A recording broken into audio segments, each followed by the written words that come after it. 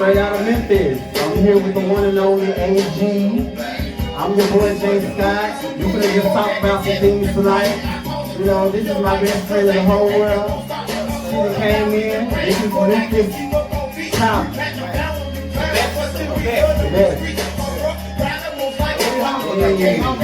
He ain't from Memphis, you don't know about that. Dagrnroom came all the way down from Memphis, Tennessee. She done popped up on me. You know, I'm always humble for the visit. Oh yeah, he pops up on me all the time. Listen, all the time. Isn't that what we do? I'm just really happy and I'm super blessed that we just here. Yeah. You know, we old as hell now, but here we are. We out here trying to do our things, making way, entrepreneurship.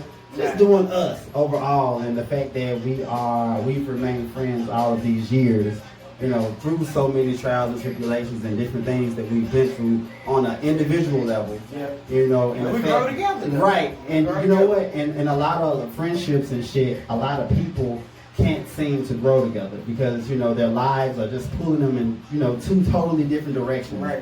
And fortunately for us, you know, we have been able to grow together, and you know, probably in our early 20s, you know, we were just really trying to figure out life, and you know, what was our paths in life. But you know, when we got older and we started making some bread, you know what I'm saying? It's easier to link when you got money, man. It's easier to link because, you know, I'm here, you there, you gotta work, I gotta work. So kind of you know, established right now. Right. Yeah. So look, cheers, cheers man. to that, like cheers to that, like straight up.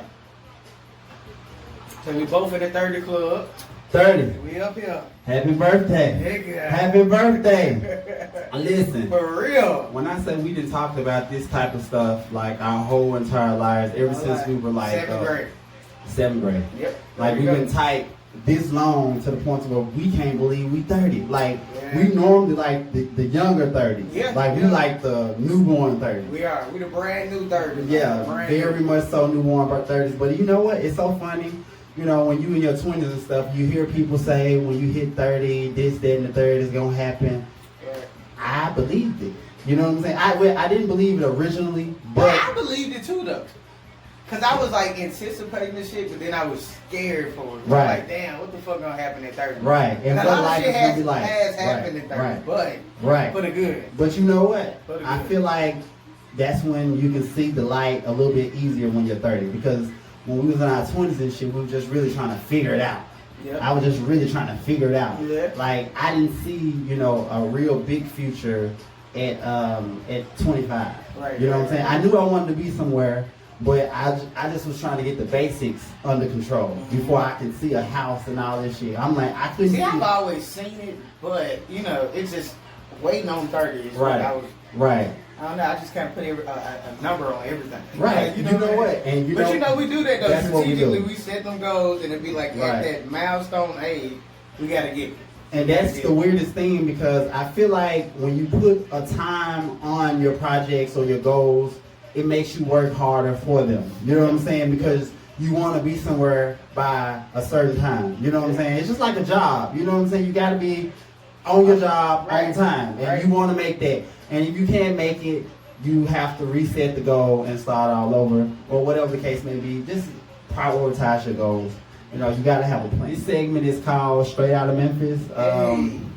You know, we straight from the M-Town, we born and raised. That's just where home is, where the heart is, and that's forever. Look, when I die, that's where I'm gonna be buried at. Fuck you, man. I'm gonna bring them back to the M. Listen, that's just really what it is. I might live in the A, but when it's over and done with, the M is where it stands at. So I know I left Memphis when I was 22. You know, and I've been here in Atlanta for the last 9 years. Next year, it'll be 10 years that I've been here, a whole decade. So I know the city has changed so much over the time, you know, physically, you know, somewhat mentally, you know what I'm saying? So what's it like living in Memphis now? Because me personally, I can't imagine myself going back. But when I do go to visit you or my family, you know what I'm saying, I feel like I'm a tourist. Right. You know what I'm saying? Because it's just like, that shit has changed. Yeah. It's grown a little bit, man. I mean, it's still Memphis, so it's not going to be any big metropolitan city like Atlanta or Houston or nothing like that. But you know, it's love. You know what I'm saying? It's just always genuine love. You know what I'm saying? And you can always pull up somewhere and fuck with your people and eat good food and vibe and shit. And I mean, shit. I don't know, but to me, it's a lot of shit that's growing in Memphis though. Like different spots, you know, downtown is like coming up, and I mean, we getting shit. You know, we're growing. There's a lot of spots in Memphis that I had never been, you know, prior to moving out, because I left so early at such an early time. So, you know, certain bars and restaurants that I would see, you know, I would just walk past as a kid downtown. So now that I'm a full adult and I'm able to, you know, engage in those type of activities, it's like, damn, this is what this looks like. You know what I'm saying? Different shit. It's just like, you know, it's I mean, different as an adult experiencing Memphis, because there's a lot of hidden gems, and I'm in bars and just spots to hang out at. It's cool though. It's cool. If you like that low-key vibe type shit. It's living down there in Harbor Town, what would you say is like some of your favorite spots to go visit, just to have drinks, you know what I'm saying, just quick night out? Man, Tubbs is a really good spot in Harbor Town. Also, Terrence River Inn, man, really nice setting. You always see a good sunset there. Downtown, Blind Bear, Hooters, of course. I like to see the titties and shit, titties in the head. Hooters been my favorite spot for a long time before I moved downtown. But what else you got? Silly Goose, man, Paulo Rayford's. Like, if you in Memphis, Paulo Rayford's is the spot. I mean, it's like a 70s disco feel, but it's literally, it's one of the first black-owned clubs downtown. So you got to show love for that. They from the mound, so shout out to Paulo Rayford now. All of that. You know, Memphis was the place that Martin Luther King, he was assassinated, so we do have the Civil Rights Museum there. Of course. You know, it's like free for residents on Monday or something after like a certain time. And my mom, she drives the trolley for the local train and bus line of MATA. So, you know, it's definitely home, and, you know, that's where all of my people live, and, you know, I'll never forget where I come from. You know, man, real shit. Like, I think I'm going to move eventually. But my dog just purchased her a new house. Look, she ain't going nowhere no time. Look, you ain't going nowhere. No, it was an investment move, but about 2 to 5 years, man, I'm a bounce. I just don't know where I'm going. I thought about Atlanta, I thought about Houston, I thought about Dallas. Like, you got to get out at least one good time. Yeah, I'm going to go somewhere, though. I'm going to go somewhere. I could transfer my job to Maryland and get that Chocolate City, that DC life. I don't know if I want to visit you up there in Maryland, but I'm going to come. Maryland going to be straight. I'm telling you. That may be where I go, though. Well, congratulations. So my dog, she just purchased her a house. She's building it from the ground up. Yes, sir. You know what I'm saying? Yes, sir. And I think that's so dope because, you know, she did it by the time she was 30. That was the goal. That was the plan. She stuck to it. And that's just really what it is. It was on my birthday. Maybe my birthday or a day before my birthday when I put my deposit. That you can put down a deposit down on your house. And I'm like, I can't wait till your housewarming party. It's going to be lit. You know what I'm saying? Whatever I'm doing, I'm going to make sure I make it to my dog's housewarming party, because this is like a big accomplishment for her and also for myself. You know what I'm saying? Just to have someone, you know, that you're literally growing with. You know what I'm saying? Like, she younger than me. I'm her big brother. 1 year, but at the same time, it's so good, and it's a nice feeling to have a friend that's like on your level and moving. You know what I'm saying? Not saying that I'm on a high level or anything, but if you know me, we just got similar goals. Our lives are kind of aligned. We want some of the same things. Absolutely. And so that's what makes it more like compatible. Right. And the thing about it is the grind never stops. You know what I'm saying? We got to get the money. So, you know what I'm saying? I'm really proud. Like, I'm proud when you paid off your card. You know, it's like when my friends do well, those are just very achievable moments for me. You know what I'm saying? Those are things that, okay, I know if my dog can do it, I know I can do it too. You know what I'm saying? And I know some of my goals and achievements may have inspired you. You know what I'm saying? So when you stepped out on faith and moved to Atlanta, that was big. That was big. So I know I can do it. You know what I'm saying? It's just like strategic for me when I do it. But I mean, just the way you live your life in general. You know, there's certain things about you that I could take and vice versa. You can take from me. So that's what makes good friendship. That's the dope thing about, you know, just having a friend that's on your level. You know what I'm saying? We don't look at each other. We don't be on no hate type shit. I ain't never been jealous of her. You know what I'm saying? We've only, as long as we've been friends, we've only gotten into it one good time. And the one good time that we've gotten into it has actually been the first time we met. Yeah. And that's just because we didn't really know each other like that. Right. We was ignorant. We was young. We was crazy. That was it. But after that, we ended up becoming like ace boom coons. And then the fact that we was navigating through middle school and high school, you know, together. Even when we didn't go to the same house. Man, listen, I pulled up at Lemoyne. Man, you was always at Lemoyne. Like, them folks thought you went there. No. You was talking to the college students and everything. Look, she in the middle of class. I'm like, tap Asia. Look, in the middle of class. Hey, that was live though, man. We used to be straight because my school was on the college campus, so it was like, it was cool. I'm always trying to fool somebody. Wasn't nobody bothering you. Then nobody. Favorite restaurant in Memphis that you like to eat? Favorite restaurant in Memphis. Barbecue wise, you got One and Only, which is my favorite locally. Exactly. Or the drive-through spot, which would be Tops Barbecue. Real good burgers, real good shoulder sandwiches.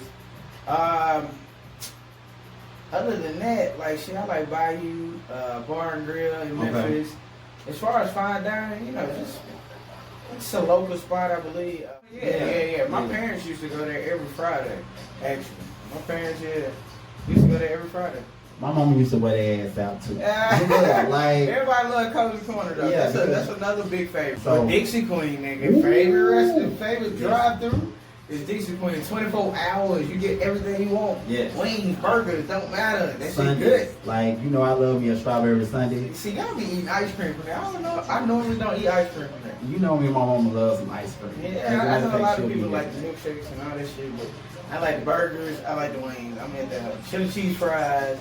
Shit like that. And you know what? Like, I started eating seasoned wings from from Dixie Queen, and sometimes them hoes be seasoned and buttery as a motherfucker. I be like, God, you always ate seasoned wings. Now, I remember getting you some Debo's once, and you wanted seasoned wings. You taught me how to clean the bone, man. Man, it look. Clean the bone. Listen, you're not black if that bone still has meat on it. That nigga took my bones one day and like literally cleaned that shit. I was like, damn. You're not black if you don't clean the bone. I'm just like, I've been living down here.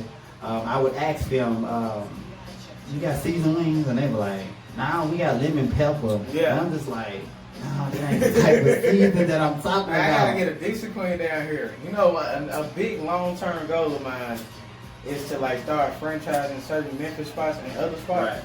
So like get a Dixie Queen and like here, Houston, Dallas, like big cities and shit. So that shit could just like pop.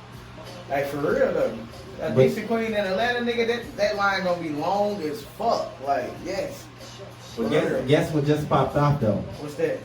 Crumpets. Ah, y'all got a Crumpets in this bitch? Crumpets, hot wings. Hey, well then y'all straight. But you still need a Dixie Queen. But at least y'all got a Crumpets, man. Listen, Crumpets, we just got a Bojangles back. Cause we ain't had Bojangles. I don't like Bojangles chicken. It's decent though. It's not bad. I just went there not too long ago. Bojangles chicken is like, you know. Yeah. I like Crumpets hot wings. They just got one over. It's about 25 to 30 minutes away from where I am right now. Damn. And I do travel across town to go and get it. Really? I do. I just be craving Crumpets hot wings like a motherfucker. Like on fried, nigga. It's fried. That's that Memphis shit. So, that shit fried. You know, I hit them up. You know, I place my order, and by the time I get there, I be ready. They, you know, got the seasoned wings. They got the honey barbecue. They got the honey gold. They got all the flavors and shit. So that's the reason why when I go to certain wing spots here, they don't really be having it. They just got basic teriyaki, hot, mild, and lemon pepper.